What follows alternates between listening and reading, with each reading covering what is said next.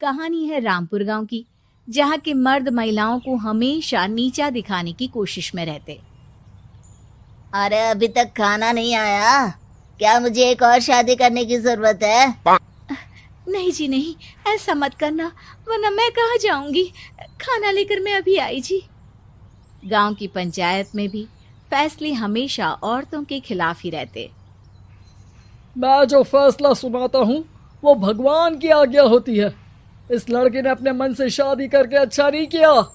लड़के को घर भेज दो और इसकी शादी इसकी जाति की किसी लड़के से करवा दो, लेकिन ये लड़की, इसे तो गांव के बाहर निकाल दो। नहीं नहीं जमींदार साहब, ये क्या बोल रहे हैं? ऐसा नहीं हो सकता।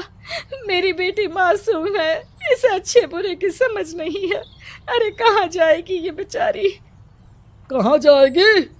इतनी चिंता है तो पूरे परिवार का गांव निकाला कर देते हैं।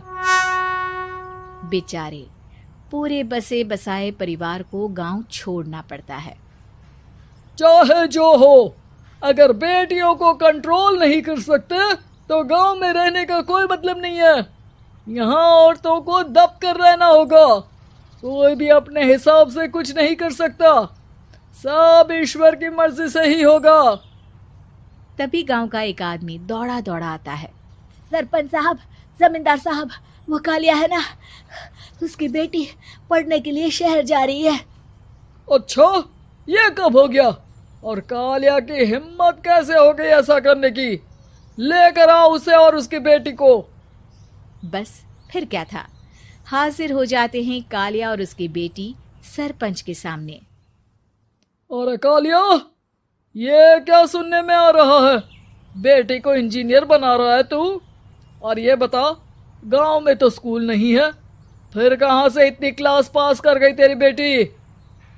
राधा, जो कि कालिया की बेटी है, उसे लगता है कि सरपंच उसकी तारीफ कर रहे हैं। सरपंच जी, मैंने ऑनलाइन पढ़ाई की है, डिस्टेंस लर्निंग से। सभी में मैंने अच्छे नंबर पाए हैं, जिसे देखते हुए शहर की इंजीनियरिंग कॉलेज में मुझे स्कॉलरशिप मिली है। वाह जी वाह, क्या होती है ये? पहले तो ये बताओ, फिर आगे की बात करते हैं।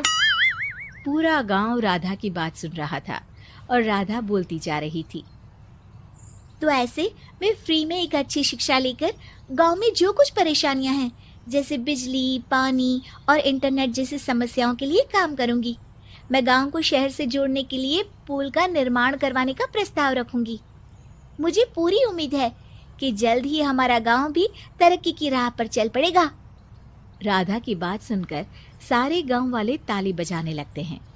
सरपंच को समझ नहीं आता कि वो क्या करे। चुप रह नादान लड़की, गांव के खिलाफ जाने के लिए तुझे गांव से बेदखल कर दिया जाएगा, वो भी पूरे परिवार के साथ। और हाँ, अगर ठीक से गांव में रहना चाहती है तो ये पढ़ाई लिखाई छोड़ दे।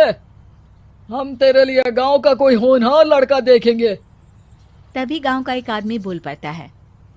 अरे नहीं नहीं सरपंच जी, राधा बिटिया जो बता रही है, अगर वैसा हो जाए तो हम लोगों को पैसा कमाने के लिए बाहर नहीं जाना पड़ेगा। हाँ जी, और ना ही कोसों दूर पानी के लिए भटकना पड़ेगा। हमारे बच्चे भी अच्छी पढ़ाई कर सकेंगे और आगे बढ़ेंगे, ना कि हमारी तरह खेती करते बैठेंगे। क्यों गांव वालों, राधा बिटिया का साथ देना चाहिए ना।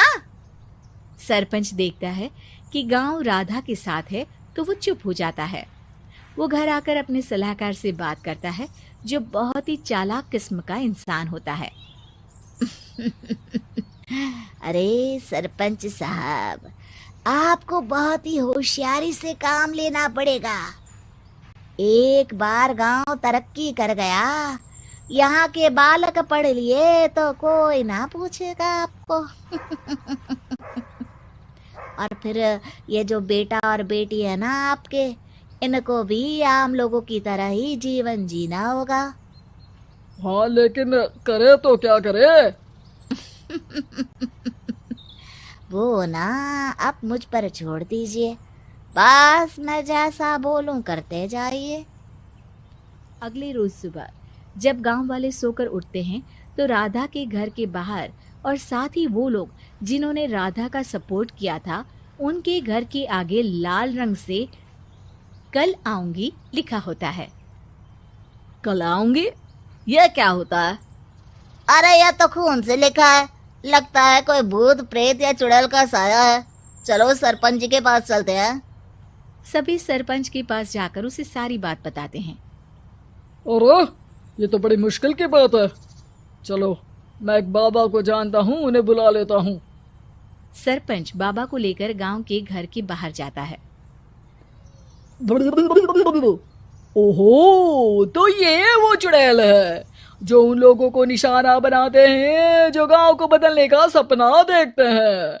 वो गांव को ऐसे ही संपन्न देखना चाहती है, वो नहीं चाहती कि कोई बाहरी यहाँ का कायाकल्प करे। क्या तुम लोगों में से किसी ने गांव को बदलने की सोच रखी है? तभी राधा की माँ रोते रोते आती है। मेरी राधा घर से गायब हो गई है। अरे कोई तो बचाओ, मेरी बच्ची कहाँ गई?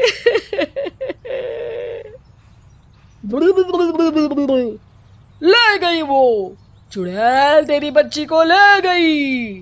अब वो उसे श्रापित करके छोड़ेगी, उस पर चुड़ैल का साया हो जाएगा। तभी बुरी सी हालत में राधा भी वहां